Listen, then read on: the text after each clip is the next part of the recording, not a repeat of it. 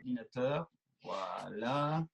Bon, ben, écoute, Patrick, bonjour. Merci beaucoup de nous avoir accordé cette interview, les 5 minutes que l'on va passer ensemble. Autour de l'ordinateur, il y a Laurent, qui te connaît bien. Pour plusieurs choses que vous avez fait ensemble, Pascal aussi, voilà, et pour nous c'est un honneur que de t'avoir avec nous. On aurait préféré en chair et en os lors du Winter Film Festival, mais bon, les éléments en ont décidé autrement.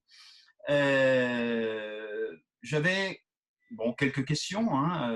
Nous on se connaît depuis longtemps, mais Patrick Gabarou et la montagne, une longue histoire, je pense. Comment et pourquoi? Ah bah, écoute, c'est très simple. Quand j'avais 15 ans, j'étais en Seine-et-Marne, euh, vraiment le plat pays de Seine-et-Marne. Et je rêvais de grands espaces, de trucs. Je faisais euh, tous les sports, parce qu'à l'époque, on avait le droit de tout faire sans être bridé par des règlements. J'étais passionné de foot à un point incroyable, enfin bon, etc. Mais il me manquait une dimension. Et en fait, cette dimension, je l'ai découvert quand je suis rentré en classe de seconde dans la bibliothèque des grands à travers deux ouvrages de Gaston Rébuffat, un sur le Cervin et l'autre sur le Mont Blanc Jardin féerique. Et en fait, j'ai passé une année entière entre ces deux livres et j'avais vraiment trouvé, non pas l'alpinisme, mais la montagne. Parce que moi, je suis d'abord un rêveur. Bien sûr, je suis un homme d'action, mais je rêve comme un petit gamin, en fait. Et ces livres, ils m'ont, comment dire, ils m'ont fait découvrir l'univers que je cherchais confusément et, euh, et dans lequel j'ai eu très envie de vivre. Mais pas au niveau de l'alpinisme, au niveau de la beauté des lieux. On a compris le comment et après du livre. Comment est-ce qu'on sort du livre pour arriver dans la montagne? Comment est-ce que ça s'est passé cette étape-là? Eh ben, tu sais, moi, c'était tout à fait compliqué parce que, enfin compliqué ou pas d'ailleurs, parce que je n'ai jamais connu quelqu'un qui habitait la montagne, ni un grand-oncle, ni rien, rien, rien. Euh, je me suis mis à rêver avec Philippe, mon frère, mon grand frère, comme ça, d'abord de spéléo d'ailleurs, et puis ensuite d'aller découvrir la montagne, mais vraiment comme des gamins qui est première fois à Chamonix, arrivé en stop et tout.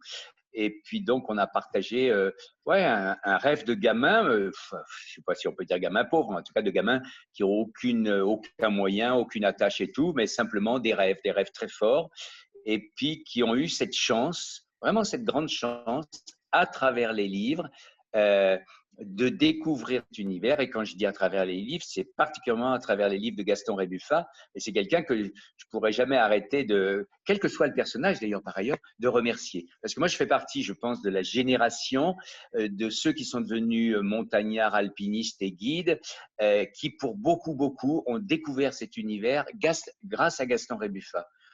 Voilà, c'est mon histoire en fait.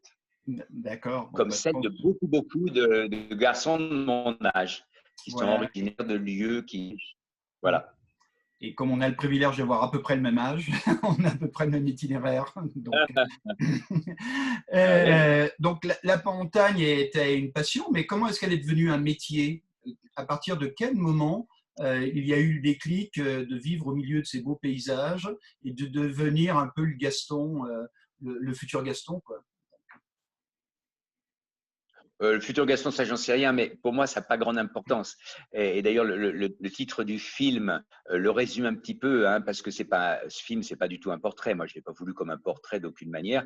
À la limite, je suis un fil rouge qui permet de passer un message et de dire ce qu'on vit en vérité là-haut. Et c'est ça qui est très beau, c'est que j'ai rêvé de vivre beaucoup de choses quelque part dans les montagnes et que mon rêve n'a pas été trahi par la réalité. Des fois par la réalité des hommes, oui, mais pas par la réalité du terrain.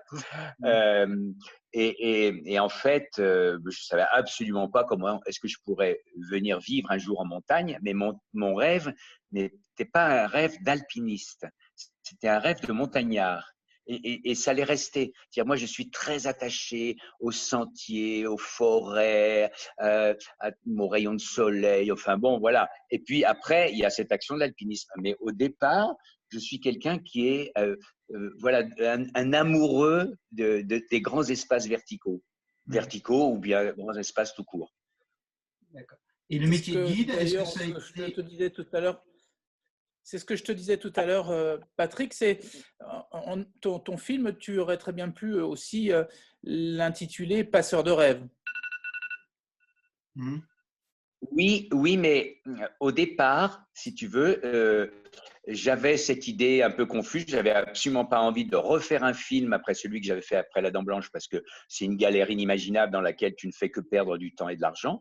Mais si tu es habité par un rêve de transmission, effectivement, de passage aux autres, tu acceptes tout ça parce que tu te dis, j'ai un peu un devoir de conscience de faire ça. Et donc, en fait, c'est la rencontre avec Marlène Koubi, qui était réalisatrice de courts-métrages. Mais un jour, j'en ai vu un comme ça, et qui était donné bénévolement. Et j'ai vu qu'elle avait vraiment un très beau sens de l'image, en fait. Et moi, je suis plus passionné, je dirais presque, par l'image que par l'action. C'est un peu dur à dire, mais tout ça est très mêlé chez moi. Et je suis d'abord un petit garçon émerveillé devant la beauté. Mais vraiment, vraiment, réellement, je me force pas, quoi. Et c'est pour ça que je suis resté toujours très enthousiaste, parce que je sais que même depuis une chaise roulante, je resterai encore émerveillé par ces spectacles. Et donc, pour répondre précisément à cette question du métier de guide, c'est assez rigolo, parce qu'avec mon meilleur ami, qui est beaucoup plus jeune que moi, qui s'appelle Simon Deniel, qui est guide et pisteur à Tignes, et qui est très présent dans le film, parce qu'on est vraiment des frères de cœur. On a ouvert déjà une voie quand il avait 20 ans à La Dent Blanche qui s'appelle Merci, qui veut donc tout dire, puisque lui, il est breton et moi, je suis région parisienne, on va dire. Merci d'avoir découvert cet univers, de pouvoir s'y réaliser, de pouvoir réaliser des rêves, mais aussi des rêves de rencontre. Et puis, on a ouvert tous les deux sur les flancs du Mont Blanc une voie qui s'appelle Guida per Passione, guide par passion. Parce que ce qui est assez rigolo, c'est que moi, je n'ai jamais imaginé de devenir guide un jour. Pour moi, c'était quelque chose d'inaccessible. J'avais après lu Conquérant de l'inutile. Enfin bon, voilà, c'était un autre monde, c'était pas le mien. Et moi, j'étais un gentil sportif. Et en fait, ma première saison de montagne s'est déroulée avec la bande de Montpellier, où il y avait déjà des garçons qui, comme moi, étaient étudiants, mais qui se posaient un peu la question de savoir ce qu'ils allaient faire dans leur vie. Et en fait, la plupart du temps, comme c'était un concours pour le guide, donc un concours qu'on pouvait rater, mais aussi réussir facilement en très peu de temps, sans besoin d'argent, et qui nous permettait d'avoir la gratuité des remontées mécaniques. Ils m'ont poussé, ils m'ont dit, mais toi, après une première saison, un mois de juillet ensemble, ils m'ont dit, mais toi, t'es doué, machin, truc, mais voilà, d'alpinisme classique. Enfin, par chance, grâce à des gars qui avaient déjà gravi la Walker, les trucs, très vite, moi, j'ai eu la chance de passer des barrières psychologiques et de réaliser des ascensions importantes avec eux. Et ils m'ont dit, il faut que tu passes le concours d'aspirant guide. Et donc, je dis, oui, oui, d'accord. Et je l'ai passé, je dirais, par hasard. C'était ni la tradition, ni la vocation, ni rien. Et j'aurais pu simplement piquer la peau de quelqu'un d'autre. Et en fait, ça a été une vraie révélation. Que j'aimais beaucoup, de toute façon, la transmission pédagogique et tout. Et là, dans ce métier de guide, j'ai senti que j'allais peut-être pouvoir vraiment me réaliser par rapport à moi et par rapport aux autres. Et c'est ce qui s'est passé. Et c'est pour ça que je dis, je suis guide par passion, mais vraiment par passion. Et plus l'année passe, je dirais, et plus je suis passionné du milieu, mais aussi des gens. Et vraiment, voilà, encore une fois, je ne me force pas, c'est complètement naturel chez moi. Et j'adore le partager avec certains amis guides qui vivent la même vibration que moi, comme Nicolas Magnin, comme justement Simon Deniel, et puis plein d'autres, hein, bien sûr. Et ça, c'est quelque chose, je veux dire, pour lequel je dis chaque jour merci, en quelque sorte. Mhm.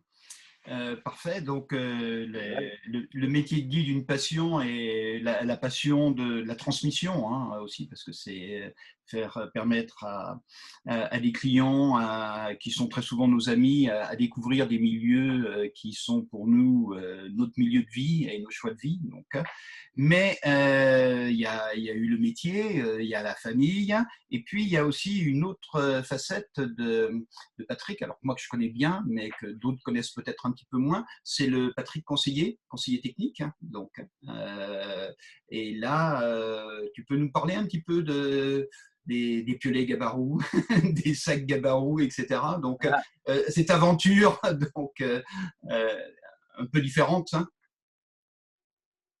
Oui, ben, je pourrais en parler pendant très longtemps parce que il y a des histoires très drôles là-dessus. Moi, je suis pas du tout, j'ai pas de formation ni scientifique ni mathématique et tout. J'étais un pur littéraire, un peu poète, un peu voilà, sans don particulier, mais avec ouais, une ouverture plutôt sur l'écrit, l'oral, choses comme ça, mais pas sur la technique, ni encore moins la technologie. Mais je me suis aperçu sur le terrain que j'étais un bricoleur, un bricoleur imaginatif, sans plus, sans moins, mais que tout le temps, je pensais à des petites choses qu'on pouvait faire, qu'on pouvait améliorer, qu'on pouvait inventer, mais voilà, toujours la même chose. C'est pas des moteurs d'avion, c'est simplement la courbure d'une lame de piolet et tout. Et étonnamment, très souvent, je m'apercevais que je sortais du cadre classique. Pas toujours d'ailleurs, parce que par exemple, c'est pas moi qui ai inventé le rouleau et que ça, c'était quelque chose d'inouï qui sortait du cadre. C'est notre ami Iglesias qui l'a inventé. Voilà, bon, enfin, plein de petites choses. Et tous ces petits détails, comment dire, moi j'avais juste une vision assez claire et comment assez claire et assez concrète des choses. Voilà. Et puis donc, bah, ça a été le piolet Gabarou avec Armand Charlet, mais c'est des histoires très très drôles. Mais après, il y avait plein de petites choses qui me venaient sur le terrain. C'est vraiment sur le terrain chaque fois que j'ai pensé aux choses, parce que je me suis aperçu que étonnamment, même si on a beaucoup d'expérience et tout, dans un bureau d'études, on peut aller jusqu'à un certain point. Et puis, il y a des détails qui échappent, et puis c'est souvent des détails cruciaux. Mmh. Voilà. Et par exemple, j'avais inventé avec Camp, on ne le sait pas, mais les crampons qui avaient à la fois les pointes avant plates et une crête de coque en dessous qui en faisait des pointes verticales. Et après, ça a été repris par d'autres crampons, mais c'est étonnant que ces petites choses-là, ben voilà, je les trouvais, c'était ce qu'on appelait les combines à gabarou. Voilà. La touche Gabarou, la touche Gabarou. La montagne, donc, c'est bien sûr des grands moments de bonheur, hein, donc, mais aussi des grands moments de tragédie. Donc, là, c'est hélas l'un ne va guère sans l'autre. Donc, comment est-ce qu'on se relève après un drame, un accident? Comment est-ce qu'on retrouve l'énergie de remonter? Et tout à l'heure, tu nous as dit que lorsque nous serons en fauteuil roulant ou en déambulateur, on aura toujours l'œil émerveillé en regardant les cimes. C'est une chose. Mais bon, comment est-ce que tu as pu surmonter ces crises-là, donc, et qu'est-ce qui t'a permis de repartir en montagne? Hein? Alors, tu sais, il y a des choses qui sont données dans la vie et d'autres qui ne le sont pas. Et moi, j'ai la chance, alors que déjà même, je commence par le début parce que c'est assez étonnant. La première fois que j'ai fait de l'école d'escalade, c'était au Saussoir, en falaise très verticale en région parisienne.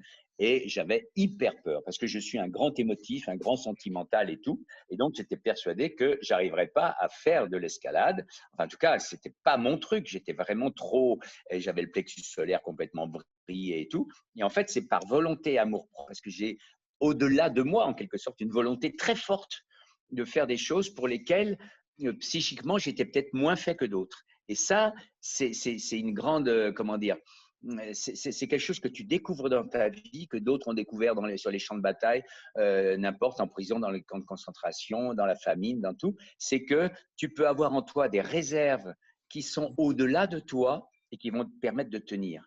Et qui vont te permettre de tenir dans un bivouac dans la tempête, qui vont te permettre. Voilà, et ce n'est pas directement ta valeur propre, mais c'est quelque chose qui t'a été donné, en fait. Et ça, pour moi, c'est vraiment essentiel.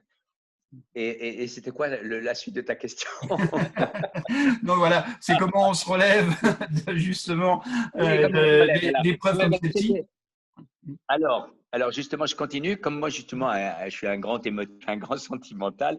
Moi, les grandes épreuves de ma vie, vraiment les grandes épreuves, j'ai eu plusieurs épreuves physiques très méchantes, effectivement.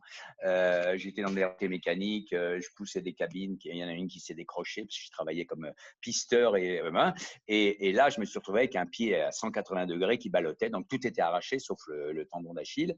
Et ça, c'est des choses bon, qui sont graves, comme d'autres ont eu des accidents, mais c'est quelque chose qui m'a jamais mis à terre. Parce que c'était un peu la suite de ce que je disais, il y a en toi des ressources incroyables qui te donnent la force, tout simplement, parce qu'elle est en toi. Par contre, ce qui a été très, très dur dans ma vie, les choses qui m'ont vraiment mis à plat, c'est des épreuves sentimentales. Mais les épreuves physiques, voire même des épreuves terribles comme la mort d'Alex Silon, par exemple, ne m'ont pas mis par terre. Pour deux raisons, je pense, à ce niveau-là. Parce que je suis chrétien et je crois profondément à la vie éternelle. Je crois profondément qu'Alexis est encore vivant. Et ce n'est pas des petits rêves ou des choses pour me donner un confort. C'est quelque chose qui est très argumenté, mais ce n'est pas le cadre là. Mais c'est très, très important d'en parler parce que c'est aussi ça qui fait la trame d'une vie. Et donc, en tant que garçon, comment dire, très, très sensible, je me suis retrouvé comme guide avec peut-être justement une grande compréhension des personnes, parce que je sais qu'on peut avoir peur et je sais qu'avec de la patience, avec etc., on peut arriver à surmonter tout ça. Et moi, en école d'escalade, je peux dire que je suis arrivé à faire grimper tout le monde, même la maman de 40 ans qui me dit non, ça, moi, jamais, j'emmène mon fils et tout. Et on y arrive. Et ça, c'est le côté très, très beau du métier de guide, c'est-à-dire de mettre les gens en confiance, dans une confiance, voilà, leur dire tu vas voir, tu vas y arriver et les aider à dépasser comme d'autres nous ont aidés à dépasser nos blocages. Donc, moi, en fait, juste pour en finir avec ta question, je me suis toujours relevé très facilement, étonnamment d'ailleurs, des accidents physiques. Et j'en ai eu vraiment des très méchants, mais j'ai jamais perdu le mental. Je pourrais le raconter pendant longtemps, mais je pense que, et ça dépend de chaque être, ce qui était important pour moi, c'était l'amitié et l'amour. Et je continue quand même au niveau des guides parce que ça, c'est aussi très important. Des fois, dans le film, là, que vous verrez, on peut presque avoir l'impression que c'est surjoué parce qu'il y a des gens qui ne sont pas très expressifs dans la vie. Moi, je suis très expressif et j'aime beaucoup sourire, ce qui n'est pas toujours facile en ce moment. Sourire, embrasser, mettre la main sur une épaule, enfin, ce très beau contact physique avec les autres. Et on le voit souvent dans le film. Et c'est juste de l'amitié belle, forte, pure, droite, je dirais. Et ça, c'est quelque chose qui donne une immense énergie à l'être humain. Et c'est ce que je vis dans le métier de guide, c'est ce que je vis avec mes compagnons. Et dans ce métier de guide, il y a eu des moments où il y a des gens qui m'ont extrêmement déçu au niveau humain. Par contre, eh bien, j'ai eu la chance de vivre énormément, simplement de moments d'amitié parfait. Alors, j'en cite un parce qu'il tient à cœur parmi d'autres. Il est tout récent.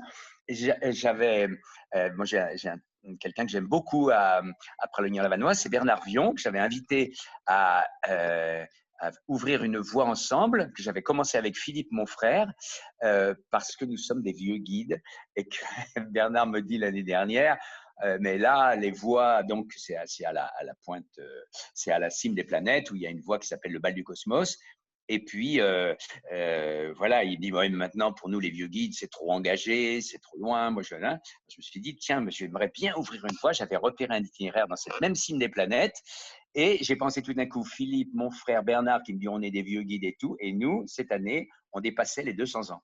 Donc, j'ai invité Bernard à continuer la voie avec moi. Malheureusement, il n'a pas pu, mais il m'a mis en contact avec Jean Merel, qui a le même âge que lui, qui est allé à l'école avec lui. Et puis, je connaissais depuis longtemps Thierry Lombard, qui avait été ouvreur déjà du bal du Cosmos.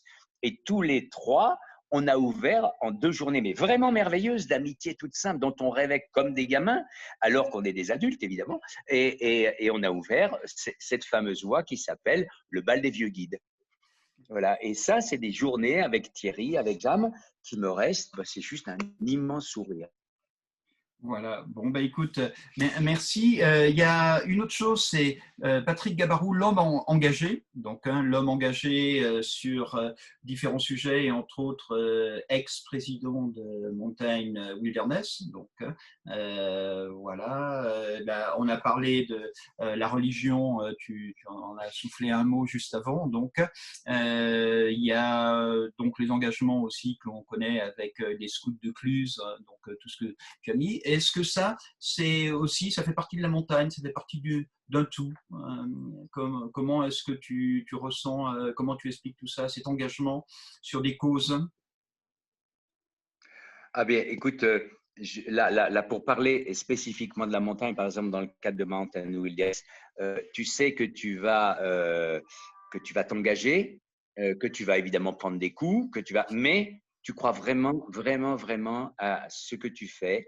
Et quand on a créé Mountain Wilderness France, après Mountain Wilderness International, c'était vraiment pour qu'on prenne tous conscience, les guides, etc. Après, il y a eu malheureusement des erreurs de parcours qui n'étaient pas du tout de mon fait. Enfin bon, bref, c'est autre chose. Mais avec Alexis, on était président, vice-président de Mountain Wilderness France, et on voulait simplement expliquer que il faut absolument reprendre conscience de la valeur profonde du rapport de l'homme avec la nature. Non pas l'éjecter de la nature comme un écologiste radical, mais lui permettre d'être de manière respectueuse, mais forte, passionnée et tout, au cœur de la nature. Mais donc pour ça aussi, ben, il faut réfléchir, constamment aborder des problèmes dans un cadre de dialogue, mais avec des certitudes, avec un mot d'ordre qui était le nôtre, c'était question d'équilibre. C'est-à-dire que par rapport à un projet quel qu'il soit, d'équipement et tout, tu ne détiens pas la vérité,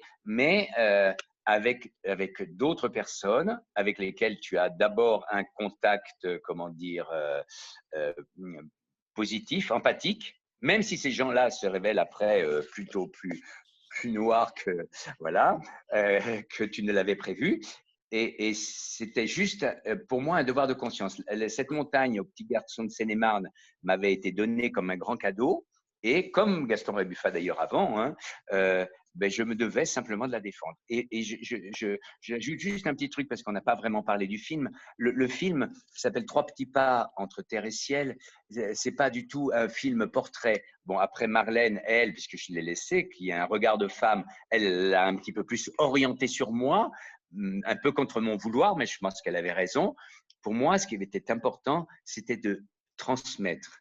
Comme m'avait été transmis quand j'avais 15 ans, la passion de ce monde de la montagne, et l'idée de ce film, c'était vraiment, parce que c'est un film professionnel de très haut niveau avec 5 sorties son et tout, évidemment on ne s'en rend pas compte sur un petit écran, il était fait et il est toujours fait pour le grand écran. Et mon idée à moi, c'est vraiment profondément, c'était, je me retransposais comme petit garçon de Seine-et-Marne, une fille ou un garçon de Lille, de Caen, de Rennes, de n'importe, qui va un soir au cinéma comme ça, et qui est pris par ce monde. Et pas par ce monde d'abord au niveau technique, mais au niveau de sa beauté, au niveau de ses rêves, de ses visions que tu as envie d'avoir. Qui d'un coup, tu te rends compte qu'elles comment dire, elles te correspondent profondément. Et peut-être que tu iras vivre en montagne avec un tout autre métier, avec une formation manuelle, mais tu as envie, même quand tu vas au boulot, je dirais, d'être comme c'est beau. Voilà, c'est vraiment ça le sujet du film. C'est pas du tout Patrick Gabarou.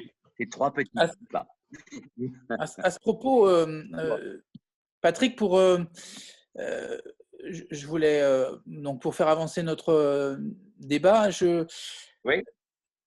ma question c'est, dans les périodes troubles que nous traversons aujourd'hui et qui nous affectent beaucoup,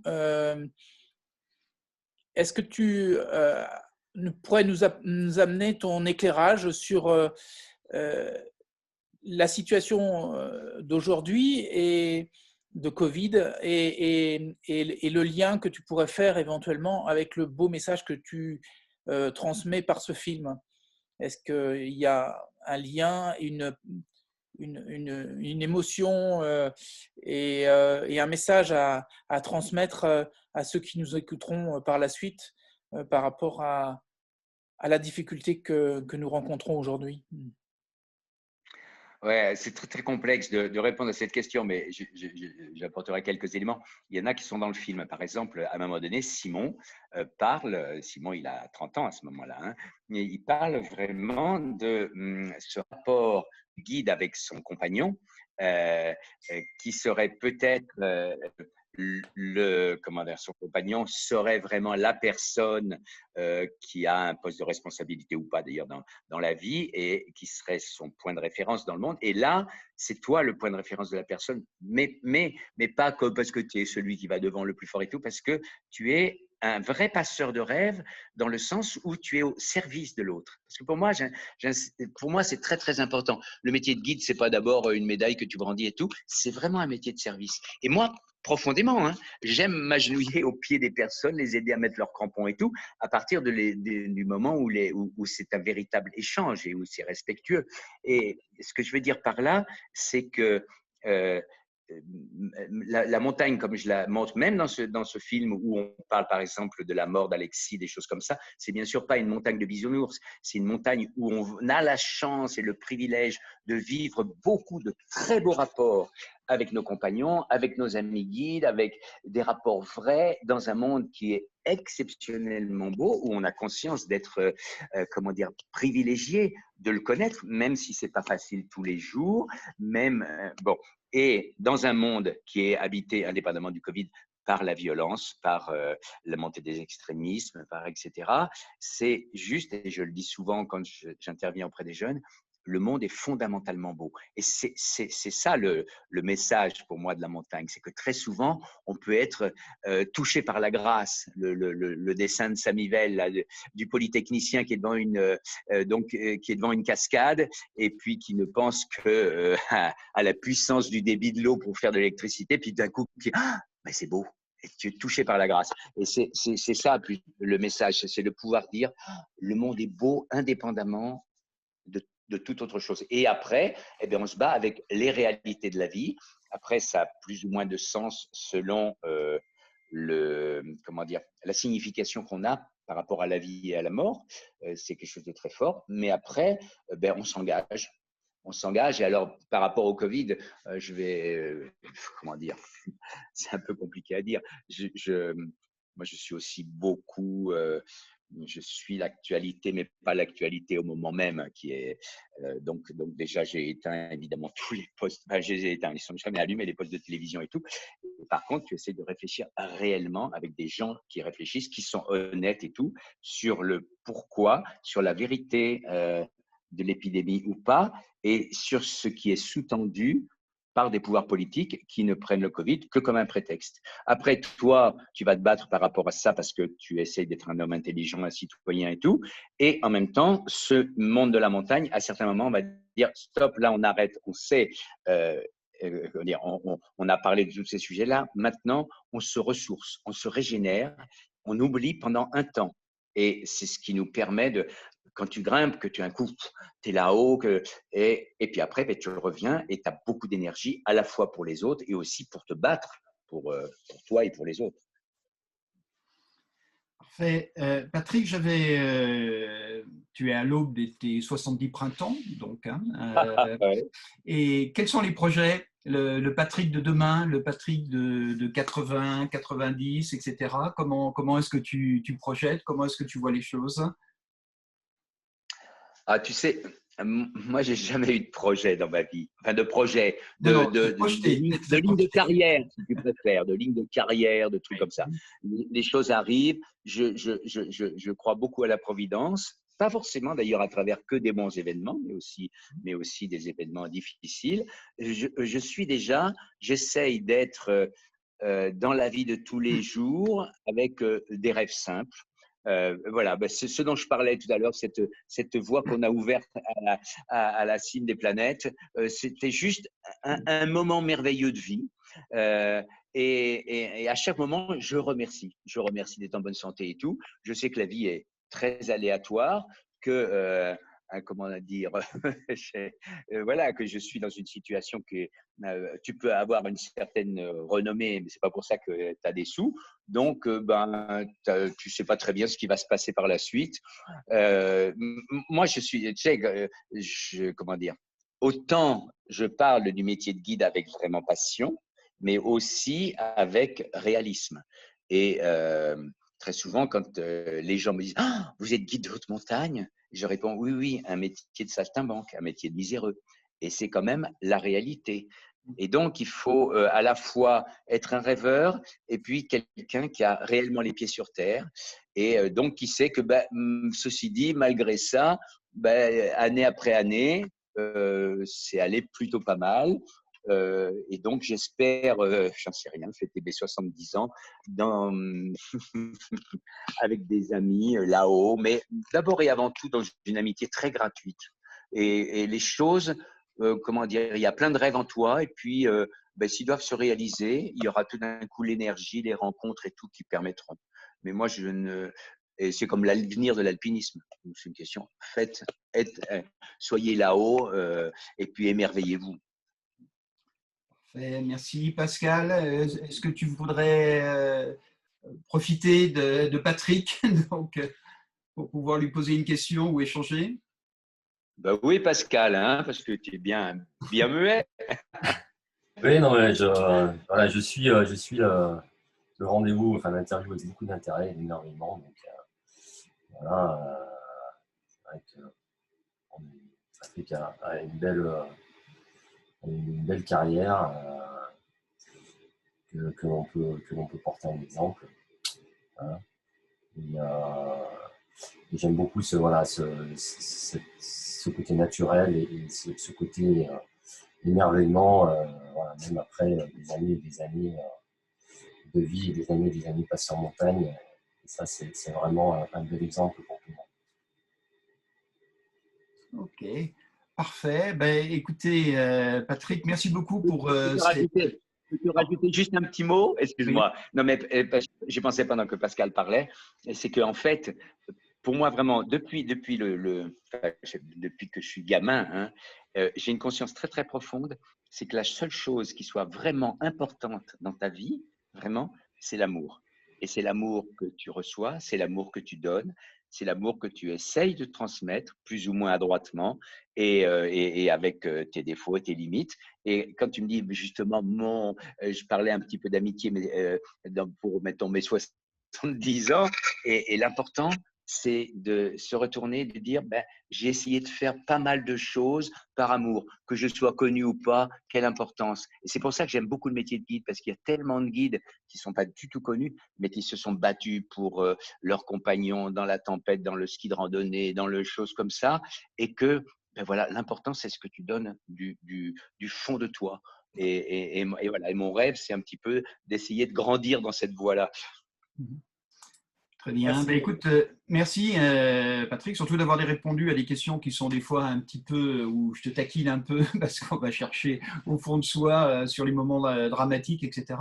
Mais c'est important de bénéficier de ton expérience et surtout de la faire partager aussi aux générations futures, hein, aux jeunes guides qui arrivent chez nous donc, et qui ont la chance d'avoir 40 ans de carrière devant eux, quoi, hein, grosso modo, jusqu'à 70 ans et 80 ans. Donc, c'est vraiment un très très beau message pour notre profession et pour voilà. Mais écoutez, merci à vous. Je vais arrêter l'enregistrement. On peut continuer après hors enregistrement hein, si vous avez un peu de temps. Mais merci beaucoup et on va pouvoir visionner le film. Donc, on va vous donner le lien qui permet à votre rythme de regarder le film, de revenir dessus, etc. Et d'apprécier ces moments de partage qu'on a tous ensemble. Merci Patrick. Merci Patrick. Merci Eric. Patrick. Merci Pascal.